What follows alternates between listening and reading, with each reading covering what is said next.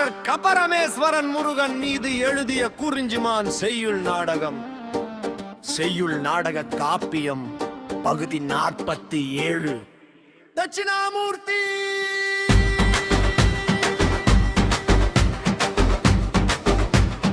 குழந்தாய் பெருத்தாளோ வேடரசன் நெஞ்சே உனக்கு தான் உன்னன் போதனை ஒரு தலை கிள்ளுதல் அரும்பா தேரே திருமுகத்து திரிந்தன் வானம் புகுன் பயிரினை கூம்பவே பற்றது பேர் சிறு பயிரினை வழங்கினும் தேயுமே தவமதோ பொருந்தகை விருந்துவான் சுமக்கும் வெற்றி விருந்தாய் உன்கேள் விருந்ததே வேளா.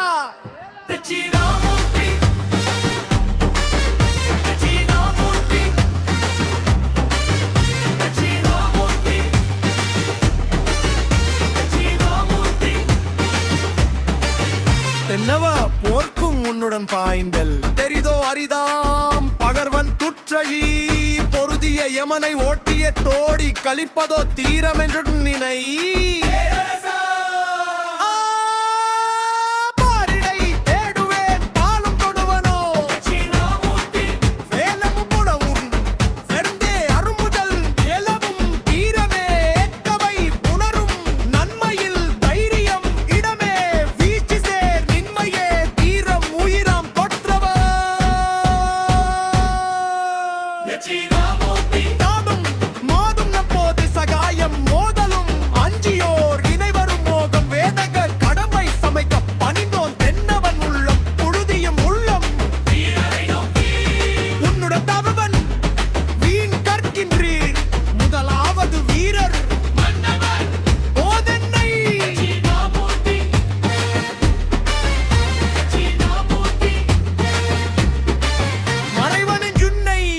அசைப்பது இசையே அதுவோ கேன்மின் இசைந்த உரமுழம் அதுவோ ஏனென தீருமின் வேண்டியம் பாரிடை போபடாம் தீரும் தீரும் தருமுன் போவரும்.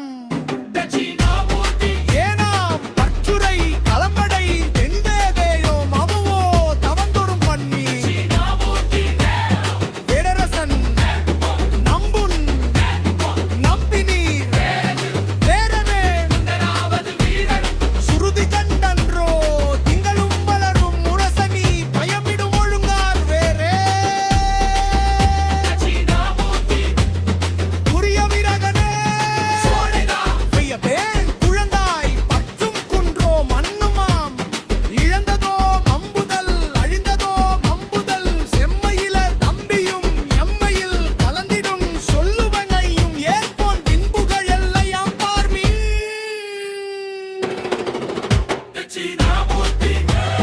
இதற்கென பயம் இன்னவ போதுதான் அசைத்தவை முற்றும் நிறைவிலை பகுதியே ஏறிய படியே குயரது வீங்குலம் இழவார் நம்பிடும் பாவிகளையர் செய்கையில் மாழ பிளவோ இதுபோல் மனமது விளங்கா தாக்கம் முருகனை தாக்கம் அளவெனும் பணிவார் சிறுதுயர் நடுமுன் கவ்வு பணியார் வந்திடும் இடுபோல் பைசில் மயக்கிய துன்பம் பயக்கும் என் இசைக்கும் ஆன்றோர் செல்லும் போன்றோ குகின்றோ வேதமும் மன்னவதாம் வேதியரடியே பள்ளம் எடுச்சியும் உலகையோ தாக்கமும் உள்ளா பைசியும் இப்போ சேர்வம் மயிலனும் அசுர தேவனும் வர கண்டே கேளரும் செல்லுவம் மந்தவர் இடுவதோ எரிது விடிவேல் வெரச